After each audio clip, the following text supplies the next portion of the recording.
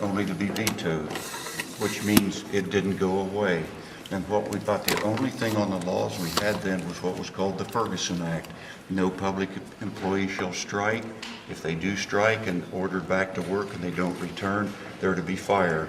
Well, that sounded good. That would usually keep people on the job, but it didn't.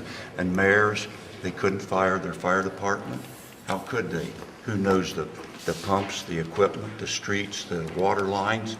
Policemen couldn't be replaced willy-nilly. And so we ranked second or third in the nation on the number of public employee strikes when we had the most punitive anti-strike law in the country. So it wasn't working. So we was able to glean from, we knew that Pennsylvania and Michigan had some pretty unworkable collective bargaining laws. So we stayed away from that kind of stuff.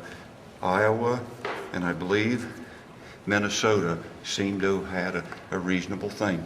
It passed the Senate. As there were 73 witnesses, we heard everybody. Nobody was turned away.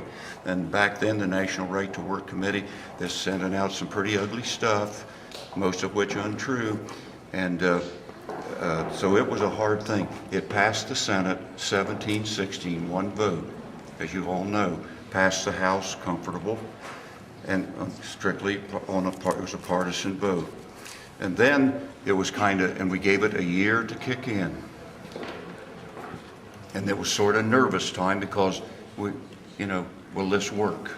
You don't know if it will work till it's tested. So for 27 years, collective bargaining has worked.